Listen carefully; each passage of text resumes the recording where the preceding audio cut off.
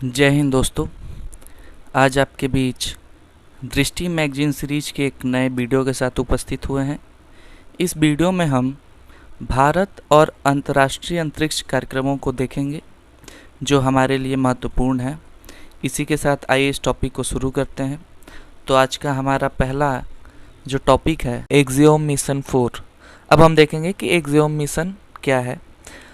तो भारतीय अंतरिक्ष यात्री थे शुभांशु शुक्ला जी। ये हमारे अंतर्राष्ट्रीय अंतरिक्ष स्टेशन पे इनको भेजा गया और इन्हीं के वजह से ये ज़्यादा चर्चा का विषय रहा है, क्योंकि शुभांशु शुक्ला जी भारत के पहले ऐसे भारतीय व्यक्ति हैं जो कि अंतर्राष्ट्रीय अंतरिक्ष स्टेशन पे गए हैं। भारत के पहले सदस्य ऐसे हैं, यानी कि पहले ऐसे अंतरिक्ष यात्री हैं शुभांशु शुक्ला, जो कि अंतर्राष्ट्रीय अंतरिक्ष स्टेशन पे उनको भेजा गया था। अब हम देखेंगे कि एक्सियोम मिशन को किस अंतरिक्ष यान से भेजा गया, किस रॉकेट से भेजा गया। तो इसको जो भेजा गया था वो स्पेस एक्स के ड्रैगन अंतरिक्ष यान से भेजा गया था। स्पेस एक्स के ड्रैगन अंतरिक्ष यान से भेजा गया था। और कौन सा रॉकेट प्रयोग किया गया था? तो फॉल्कन 9 रॉकेट प्रयोग किया गया था और अंतरिक्ष यान का नाम क्या था? Space x dragon. ठीक है, इसमें कुल 4 यात्री गए थे, यानी कि शुभांशु शुक्ला जी के अलावा 4 यात्री और थे। उनमें से पहले आपके थे पेगी विट्सन, दूसरे टिबोर कैपू और तीसरे जो हैं वो स्लावोस उजनास्की विस्निवस्की, ये पोलैंड के रहने वाले हैं। तो एक यात्री आपके यूएसए के ही थे, दूसरे हंगरी के और तीसरा पोलैंड के। अभी बताया मैंने कि इस मिशन के साथ शुभांशु शुक्ला अंतर्राष्ट्रीय अंतरिक्ष स्टेशन का दौरा करने वाले पहले भारतीय अंतरिक्ष यात्री बने।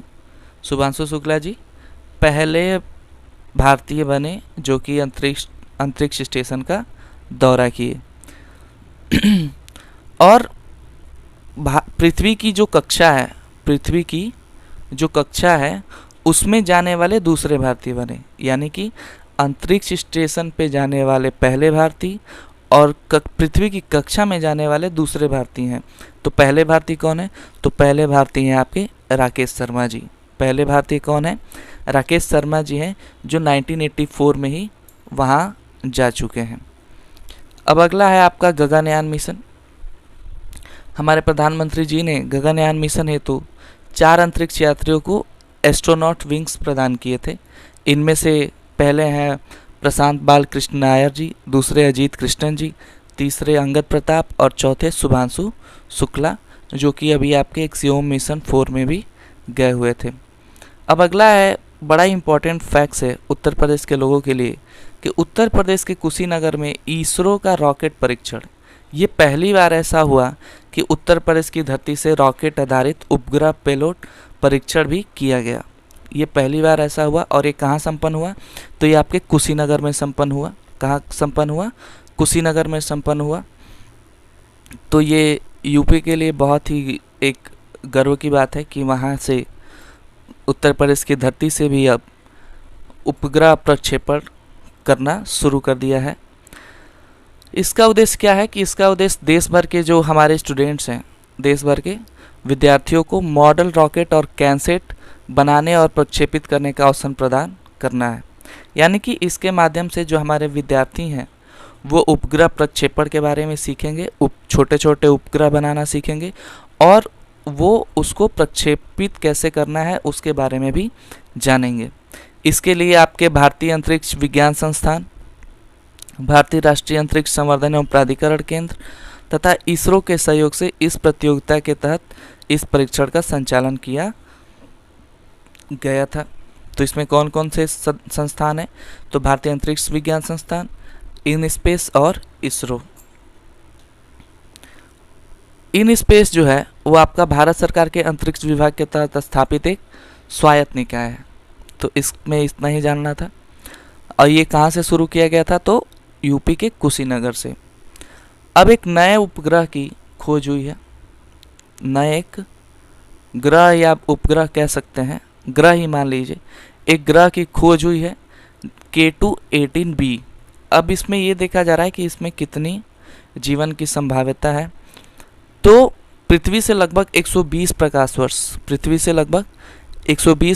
वर्ष दूर स्थित सुदूर बाह्य ग्रह K2-18b जो है वो संभावित रूप से जीवन के लिए अनुकूल हो सकता है। ऐसा वैज्ञानिकों का मानना है कि जो K2-18b है वो जीवन के लिए अनुकूल हो सकता है। K2-18b जो है वो एक सिंह तारामंडल, एक तारामंडल है, सिंह तारामंडल, उसी के एक सब नेपच्यून ग्रह है जो लाल बौने तारे K2-18 की परिक्रमा करता है। एक लाल बौने तारे K2-18 की यह परिक्रमा करता है, इसलिए नाम इसका K2-18b भी रखा गया है। इसका आकार जो है वो पृथ्वी से लगभग 2.6 गुना, पृथ्वी से कितना बड़ा है, 2.6 गुना बड़ा है, और इसकी द्रव्यमान जो है वो 8 गुना ज़्यादा है। पृथ्वी के आकार से लगभग 2.5 गुना बड़ा और द्रव्यमान इसका 8 गुना बड़ा है पृथ्वी से। यह अपने तारे से उतनी ही सौर ऊर्जा प्राप्त करता है जितना पृथ्वी को सूर्य से मिलती है। यानी कि एक समानता ये है कि पृथ्वी को उतनी ही सौर ऊर्जा मिलती है जितनी कि K2-18b को। इससे ये भी एक मतलब कहा जा सकता है, ये अनुमान लगाया जा सकता है कि पृथ्वी का जो तापमान है वो रहने लायक है, यहाँ इंसान रह सकते हैं। इस हिसाब से ये भी अनुमान लगाया गया कि उस ग्रह का तापमान भी रहने लायक होगा। इस ग्रह की खोज जो है वो वर्ष 2015 में की गई थी नासा के केपलर मिशन द्वारा। नासा के केपलर मिशन द्वारा इस ग्रह की खोज 2015 में की गई थी। वर्ष 2019 में हबल स्पेस टेलीस्कोप है, इससे इस ग्रह के वायुमंडल में जलवाष्प के पाए जाने की संभाव्यता देखी गई थी। हबल स्पेस टेलीस्कोप से इस ग्रह पे जलवाष्प की उपस्थिति के संकेत मिले थे। इसके बाद 2023 में जेम्स वेब स्पेस टेलीस्कोप से इस ग्रह पर मीथेन और कार्बन डाइऑक्साइड जैसी जीवन संकेतक गैसों की पाए जाने की संभावना व्यक्त की गई है। ठीक है, इसके बाद अगला देखेंगे कि विक्रम 3201 और कल्पना 3201 क्या है। तो विक्रम 3201 और कल्पना 3201 दोनों एक 32 बिट माइक्रो प्रोसेसर है। दोनों क्या है, 32 बिट माइक्रो प्रोसेसर हैं, जिसको इसरो, SCL और विक्रम साराभाई अंतरिक्ष केंद्र, कौन कौन, इसरो, विक्रम साराभाई अंतरिक्ष केंद्र और सेमीकंडक्टर प्रयोगशाला द्वारा मिलके बनाया गया है, इसका विकास किया गया है। ये पूर्ण रूप से स्वदेशी है। इसरो के अध्यक्ष डॉक्टर वी नारायण राव को इसको 5 मार्च 2025 को सौंपा गया। इसरो के जो हमारे नए अध्यक्ष बने हैं, इससे एक नया क्वेश्चन ये भी बन रहा है यहाँ पे कि इसरो के जो वर्तमान अध्यक्ष अभी आपके मार्च अप्रैल में ही बने हैं वो आपके डॉक्टर वी नारायण जी बने हैं। कौन बने हैं, डॉक्टर वी नारायणन जी को इसरो का नया अध्यक्ष बनाया गया है। और ये स्वदेशी रूप से बना है माइक्रो प्रोसेसर। विक्रम 3201 में विशेष अनुदेश सेट आर्किटेक्चर है जो फ्लोटिंग पॉइंट गणना के साथ उच्च स्तरीय भाषा को भी सपोर्ट करता है। कल्पना 3201 जो है वो आपका एक 32 बिट रिस्क यानी कि रिड्यूस्ड इंस्ट्रक्शन सेट कंप्यूटर, एक माइक्रो प्रोसेसर है। ठीक है, अब हम देख लिए विक्रम 3201। बस आपको इसमें नाम याद रखना है कि विक्रम 3201 और कल्पना 3201 क्या है। तो ये आपका 32 बिट एक माइक्रो प्रोसेसर है। अब अगला देखेंगे चंद्रयान 5। अभी बीते सालों में चंद्रयान 3 गया था पृथ्वी के तरफ से, जो कि एक सफल मिशन था। अब इसके बाद एक चंद्रयान 4 और अगला जो है आपका चंद्रयान 5, जिसको लूपेक्स मिशन भी कहा जा रहा है। इसको क्या कहा जा रहा है, तो इसको लूपेक्स मिशन भी कहा जा रहा है। यह चंद्रयान 5 जो है, यह लूपेक्स मिशन इसको कहा जा रहा है। यह भारत का जो अंतरिक्ष संस्थान है इसरो, और जापान का जाक्सा, ये दोनों मिलके ये मिशन को लॉन्च करेंगे। कौन कौन, तो इसरो और जाक्सा कहाँ का है, जापान का है। इसरो कहाँ का है, तो आपके इंडिया का है। ये दोनों मिलके इस मिशन को लॉन्च करेंगे। इसका लक्ष्य चंद्रमा के दक्षिणी ध्रुव के स्थायी अंधकार वाले क्षेत्रों के आसपास रोवर उतारकर जल बर्फ की खोज एवं इन सीटू विश्लेषण करना है। इन सीटू विश्लेषण क्या होता है, यानी कि वहीं पे विश्लेषण करना है। इन सीटू मतलब कि उस क्षेत्र में ही रह के, जैसे कि संरक्षण होता है पशुओं की, जैसे बाघ की संरक्षण है, तो कहीं कहीं इन सीटू होता है, कहीं कहीं एक सीटू होता है। इन सीटू माने कि उनकी जिस आवास में वो रहते हैं उसी आवास में, जिस जंगल में रहते हैं उसी जंगल में उनका संरक्षण। और एक सीटू मतलब उनको किसी विशेष स्थान पे रख के उनका संरक्षण किया जाना।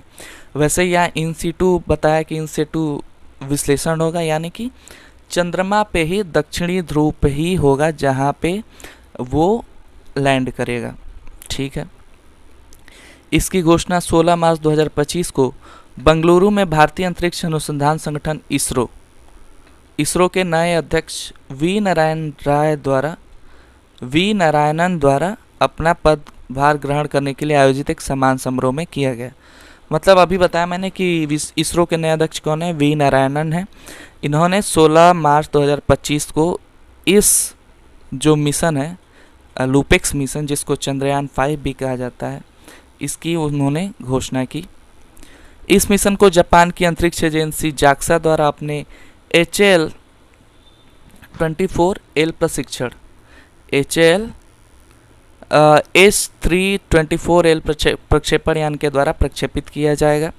इस मिशन के लिए वैज्ञानिक उपकरण इसरो देगा, जापान की अंतरिक्ष एजेंसी जाक्सा और यूरोपीय अंतरिक्ष एजेंसी ESA एवं नासा द्वारा प्रदान किए जाएंगे। यानी कि वैज्ञानिक उपकरण कौन कौन से अंतरिक्ष एजेंसियों द्वारा आएगा, तो इसरो द्वारा, जाक्सा द्वारा, ESA द्वारा और नासा द्वारा। चंद्रयान 4 भारत का प्रस्तावित चौथा चंद्र मिशन है। अभी हमने अभी जो भी देखा ये चंद्रयान 5 के बारे में देखा, जिसको लूपेक्स मिशन भी कहा जा रहा है। क्या कहा जा रहा है? लूपेक्स मिशन भी कहा जा रहा है। और एक चंद्रयान 4 की भी प्लान की गई है सरकार द्वारा, जिसका उद्देश्य क्या है कि चंद्र सतह से मिट्टी या पत्थर के नमूने एकत्र कर पृथ्वी पर वापस लाना है। चंद्रयान 4 से क्या करेंगे कि चंद्रमा के जो मिट्टी पत्थर हैं उनको एकत्र करके वापस पृथ्वी पे आना है। और जो चंद्रयान 5 है लूपेक्स मिशन, इसके तहत हम वहाँ जाके इन सीटू परीक्षण करेंगे, मतलब कि चंद्रमा की सतह पे ही उसका परीक्षण होगा। ठीक है। अब अगला है हमारा GSLV F-15 या NVS-2 मिशन। अब देखेंगे NVS-2 मिशन क्या है। तो NVS-2 मिशन एक हमारा नेविगेशन मिशन था, जो कि GSLV F-15 रॉकेट द्वारा इस उपग्रह को प्रक्षेपित किया गया। NVS-2 एक नेविगेशन क्षमताओं को सुदृढ़ करने वाला मिशन था, जिसको इसरो ने अपने 100वें लॉन्च मिशन के तहत GSLV F-15 रॉकेट द्वारा NVS-2 नामक नवीनतम नेविगेशन उपग्रह का प्रक्षेपण किया गया। तो 100वें लॉन्च पे क्या किया गया? GSLV F-15 से NVS-2 नामक नवीनतम नेविगेशन उपग्रह को प्रक्षेपण किया गया। तो NVS-2 क्या है? एक तो नेविगेशन सिस्टम जिससे हमें, जैसे GPS आप प्रयोग करते हैं, जिससे आपको रास्ता पता चलता है कि किस रास्ते में जाना है, मैपिंग के बारे में पता चलता है, कौन सी चीज़ कहाँ है, किस जगह पे, ये भी पता चलता है। तो नेविगेशन से यही होता है। तो भारत अपना नेविगेशन सिस्टम बनाना चाहता है। तो ये GSLV की 17वीं और स्वदेशी क्रायोजेनिक इंजन युक्त 11वीं उड़ान थी। GSLV की ये 17वीं उड़ान थी। अब आगे हम इसके बारे में देखेंगे कि NVS-2 जो है ये हमारा 2 मतलब कि दूसरा नेविगेशन सिस्टम प्रणाली है। इससे पहले हम एक नेविगेशन सिस्टम प्रणाली अपना प्रक्षेपित कर चुके हैं, जिसका नाम है नाविक। जिसका नाम क्या है? नाविक है। प्रारंभिक रूप से इसमें 7 उपग्रह शामिल थे। 3 जो है आपके भू-स्थिर उपग्रह अस्थायी तौर पे, और 4 जो है वो आपके भू समकालिक यानी कि GSO। 4 जो है आपके भू समकालिक उपग्रह हैं और 3 उसमें से भू स्थिर उपग्रह हैं। तो नाविक में कितने उपग्रह शामिल हैं? 7 उपग्रह शामिल हैं। तो हम देख लिए कि नेविगेशन सिस्टम में सबसे पहला हम नाविक भेजे थे, इसके बाद हमारा दूसरा ये NVS-2 सिस्टम है, जो कि ऐसा वैज्ञानिकों द्वारा बताया गया है कि ये अपने उस स्थान पे नहीं पहुंच पाया है जहां के लिए इसको भेजा गया था। यानी कि जिस कक्षा में इसको भेजा गया था, कुछ तकनीकी खराबी होने के कारण ये उस जगह पे नहीं पहुंच पाया है। तो इससे भी अभी कुछ लाभ लेने की प्रयास किए जा रहे हैं कि क्या पता कुछ लाभ मिल जाए। जो हमारा नाविक है जो हमारा पहला जो हमारा नेविगेशन सिस्टम है, ये दो तरीके की सेवाएं देता है। पहला है एसपीएस यानी कि स्टैंडर्ड पोजीशन सर्विस, और दूसरा है रिस्ट्रिक्टेड सर्विस। तो जो रिस्ट्रिक्टेड यानी कि प्रतिबंधित सेवा जो होती है वो सैन्य या विशिष्ट उपयोगकर्ताओं के लिए होती है, यानी कि सैन्य उपयोग के लिए होगी या फिर किसी विशिष्ट उपयोग के लिए होगा। मानक स्थिति सेवा जो होती है वो आम जनता के लिए होती है। अब प्रतिबंधित सेवा का एग्जांपल एक दे देता हूँ, जो कि सैन्य या विशिष्ट सेवा के लिए है। जैसे कि अभी आपका ऑपरेशन सिंदूर हुआ था, तो इसमें सेना ने जो भी मैपिंग या सैटेलाइट या जो भी प्रयोग किया होगा वो सब किससे आया होगा, तो प्रतिबंधित सेवा के थ्रू आया होगा। अब हम देख लेते हैं कि विश्व के देशों में संचालित कौन कौन से नौवहन प्रणाली हैं, यानी कि नेविगेशन सिस्टम कौन कौन से हैं। तो ये इससे क्वेश्चन भी बन चुके हैं, आपके यूपीएससी में भी क्वेश्चन बना है, यूपी पीसीएस में भी क्वेश्चन बना है, और बिहार पीसीएस वगैरह में भी इससे क्वेश्चन बनते रहते हैं। तो ये एक इम्पॉर्टेंट फैक्ट्स हैं। तो संयुक्त राज्य अमेरिका का नेविगेशन सिस्टम क्या है, जीपीएस है। चीन का बीडेव है, रूस का ग्लोनस, जापान का क्यूजेडेस जिसको मिचिबिकी भी कहते हैं, और भारत का जो है नाविक है। अभी हमने बताया कि भारत का नाविक है, जापान का क्यूजेडेस, रूस का ग्लोनस, चीन का ब्यूडी और संयुक्त राज्य अमेरिका का जीपीएस है। ये आपको एकदम याद कर लेना है। अब अगला देखेंगे कि भारत ने अपना पहला वाणिज्यिक अंतरिक्ष निगरानी उपग्रह स्कॉट को लॉन्च किया। भारत का जो अंतरिक्ष स्टार्टअप है दिगंतरा ने ही इसको प्रक्षेपित किया। इसको फॉल्कन 9 रॉकेट द्वारा प्रक्षेपित किया गया। स्कॉट जो है भारत का पहला वाणिज्यिक अंतरिक्ष निगरानी उपग्रह है। अगला है PSLV C60 या स्पेसडेक्स मिशन। ये इसरो द्वारा PSLV C16 स्पेसडेक्स मिशन का प्रक्षेपण किया गया। PSLV क्या है, आपका एक अंतरिक्ष यान है, यानी कि रॉकेट है।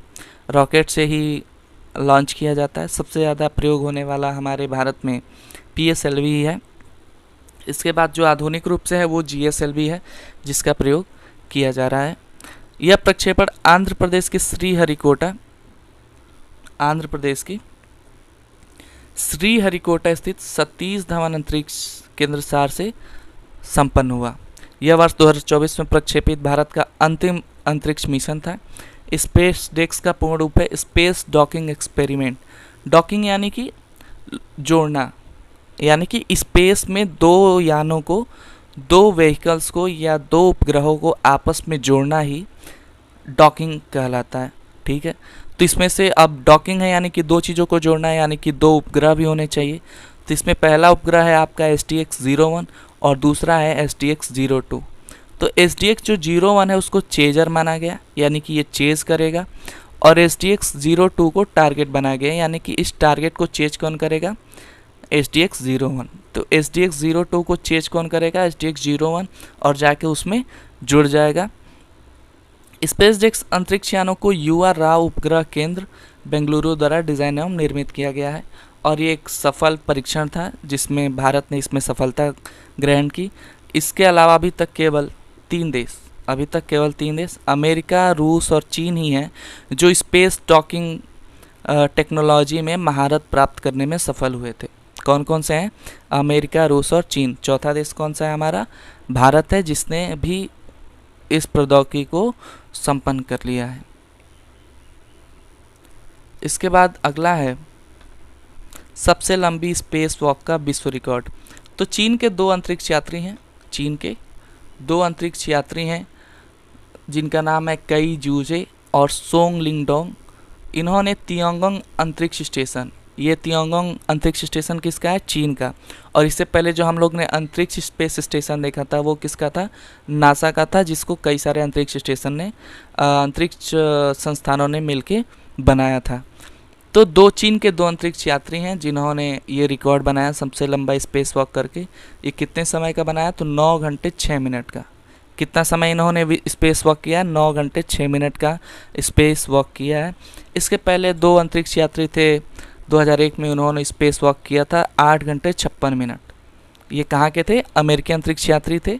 इन्होंने 8 घंटे 56 मिनट का वॉक किया था, जिसको तोड़ते हुए 9 घंटे 6 मिनट चल के चीन के 2 यात्रियों ने ये नया रिकॉर्ड बनाया है। इसके बाद अगला है PSLV C59 या प्रोबा 3 मिशन। PSLV क्या है अभी बताया मैंने कि रॉकेट है आपका, या इसको प्रोबा मिशन भी कहते हैं। तो ये PSLV की 61वीं उड़ान थी, PSLV की 61वीं उड़ान थी। प्रोबा श्रृंखल इसका फुल फॉर्म जो होगा वो होगा कि project for onboard autonomy. PROBA क्या है?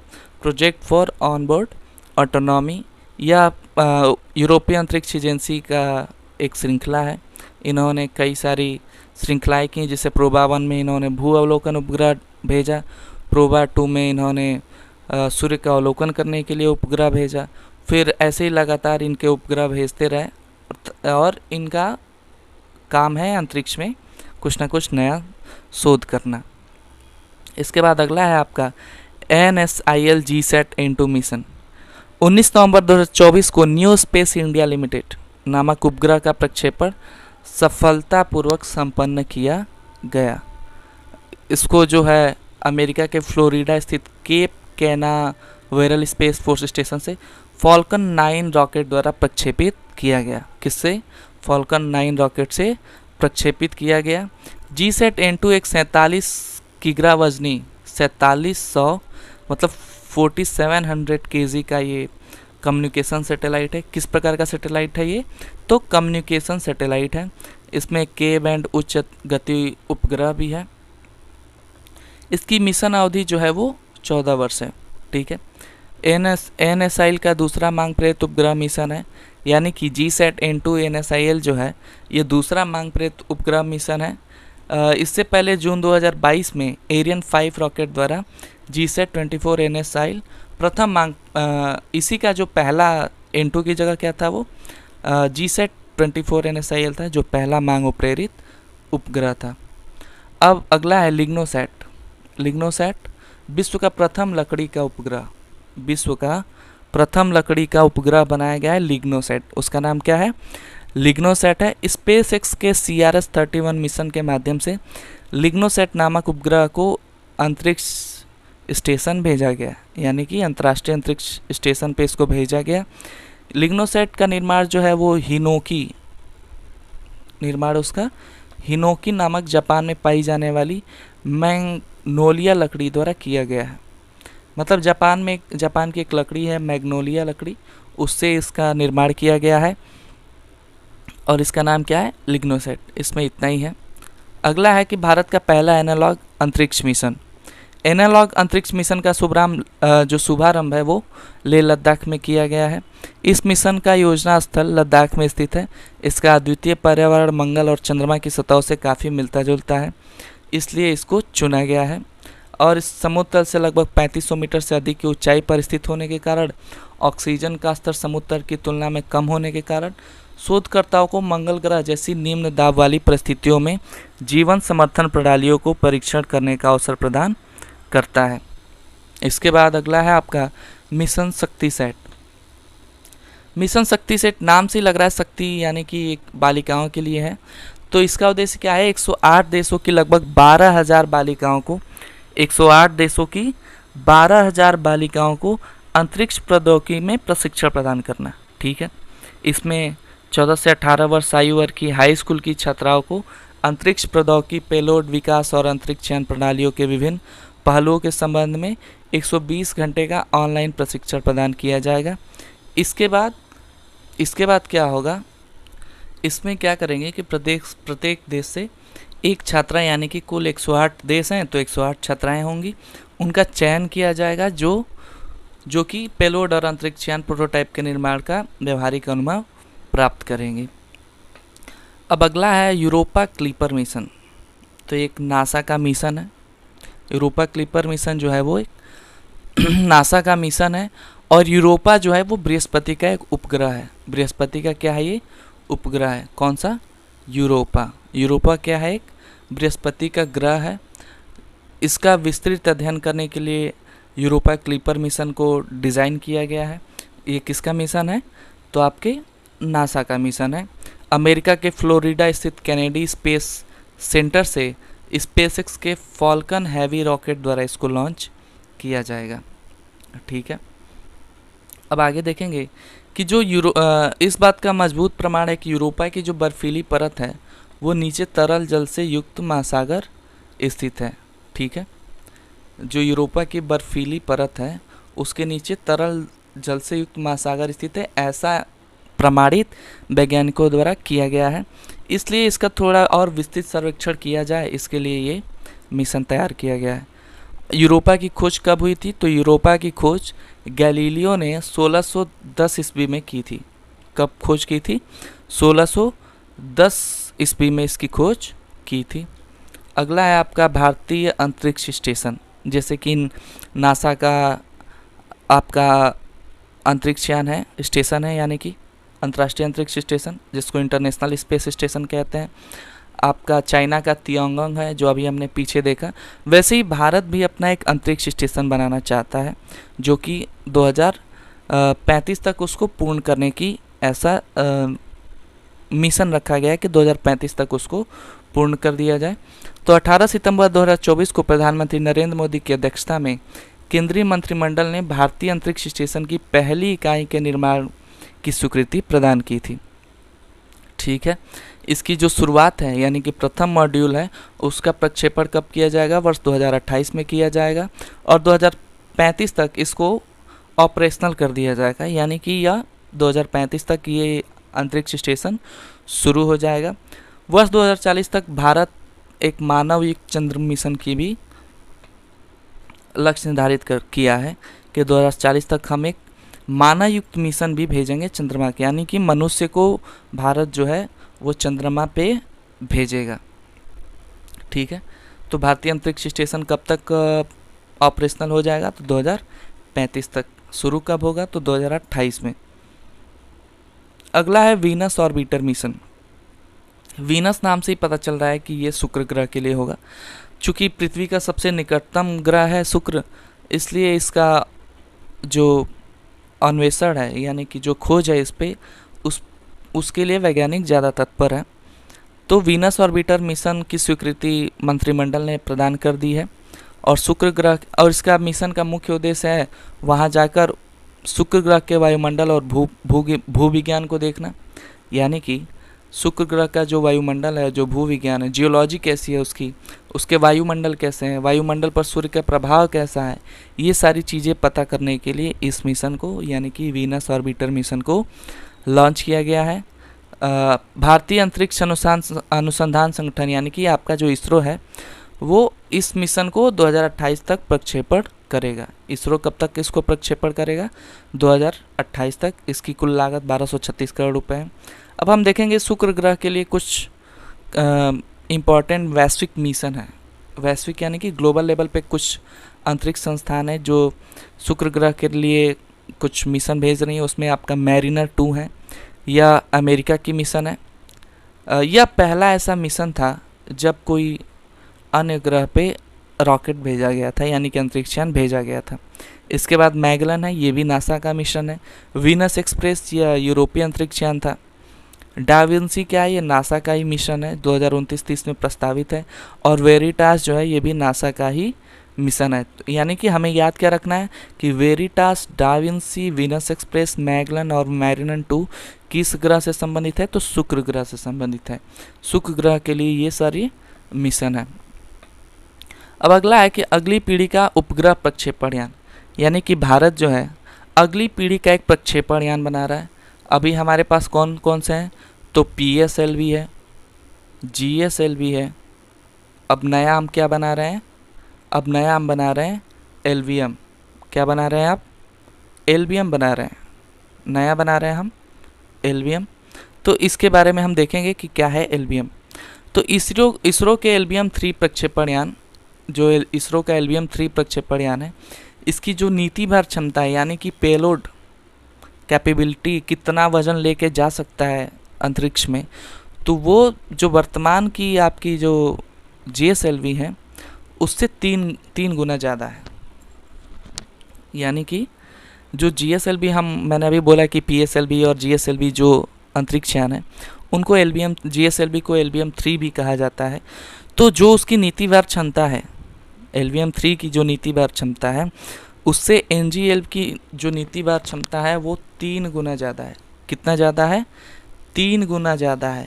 यानी कि अगर एल्बियम यानी कि ये एल्बियम अगर 100 kg वज़न लेके जा रहा है तो NgLV कितना लेके जाएगा? 300। कितना ले जाएगा?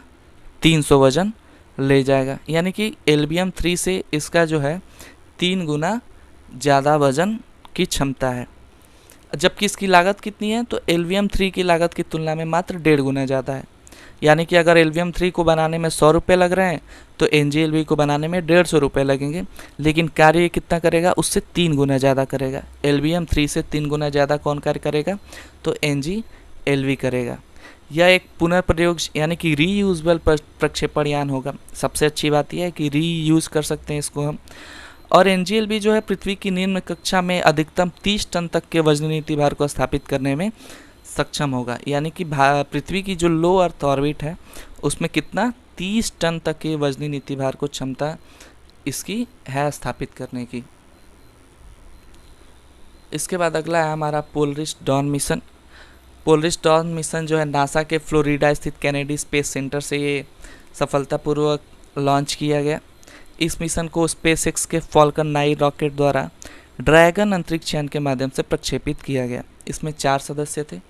कितने सदस्य थे? 4 सदस्य। जेरेड इसाइकमैन, स्कॉट पॉटिट, सारा गिलिस और अन्ना मेनन। लगभग 5 दिनों तक पृथ्वी की कक्षा में चक्कर लगाने के बाद पोलरिस डॉन मिशन के अंतरिक्ष यात्री 15 सितंबर 2024 को पृथ्वी पर वापस आ गए। इस मिशन के दौरान पहली व्यावसायिक स्पेस वॉक को पूरा किया गया। स्पेसएक्स द्वारा यह निर्मित स्पेस सूट ने अंतरिक्ष यात्रियों को इसमें मदद की चलने में। पोलरिस नामक एक तारामंडल के नाम पे इस मिशन का नाम पोलरिस रखा गया, पोलरिस डॉन मिशन। इस मिशन के दौरान मिशन के एक विशेषज्ञ थे सारा गिलिस ने वायलिन में star wars the force awakens नामक फिल्म की गीत रेस थीम को भी बजाया। इसमें एक क्या रिकॉर्ड बनाया गया कि star wars the force awakens की एक फिल्म है, उसकी एक गीत है रेस थीम, उसकी एक धुन भी सारा गिलिस ने बजाया। अब अगला मिशन है मिशन रूमी 2024। क्या है अगला मिशन? मिशन रूमी 2024। भारत द्वारा विश्व में पहली बार एक पुनर्प्रयोग हाइब्रिड रॉकेट का एक मोबाइल लॉन्चर द्वारा प्रक्षेपण किया गया और इस मिशन को नाम क्या दिया गया? रूमी नाम दिया गया। यह तमिलनाडु के एक तटीय गांव थिरुविदंथई से लॉन्च किया गया था। कहाँ से लॉन्च किया गया था? तमिलनाडु के एक तटीय गांव थिरुविदंथई से लॉन्च किया गया था। अब अगला SSLV D3 EOS-08 mission. SSLV की तीसरी ये विकासात्मक उड़ान थी। SSLV का जो विकासात्मक चरण पूर्ण हो चुका है। SSLV क्या है? तो एक रॉकेट है और ये सबसे हल्का और सबसे सस्ता रॉकेट है भारत में, जिससे कि छोटे मोटे उपग्रह 500 kg तक के उपग्रह जो है इससे प्रक्षेपित किए जाते हैं। इस मिशन के तहत मुख्य उपग्रह के रूप में इसरो के नवीनतम भू अवलोकन उपग्रह EOS-08 को पृथ्वी की सतह से 475 किलोमीटर की ऊंचाई पर स्थित कक्षा में स्थापित कर दिया गया। इनमें से एक पेलोड जो है उसका विकास चेन्नई स्थित स्पेस किड्स इंडिया के निर्देशन में SRM पब्लिक स्कूल चेन्नई के छात्राओं द्वारा किया गया था। इस प्रकार SRM पब्लिक स्कूल जो है वो स्पेस रिक्शा मोड में किसी पेलोड को लॉन्च करने में पहला भारतीय स्कूल बन गया है। मतलब किसी पेलोड को लॉन्च करने वाला प्रथम भारतीय स्कूल कौन सा है? तो SRM पब्लिक स्कूल है। अभी इस प्रकार हमारी ये अंतरिक्ष वाली वीडियो समाप्त हुई। मिलते हैं आपसे अगले वीडियो में। धन्यवाद।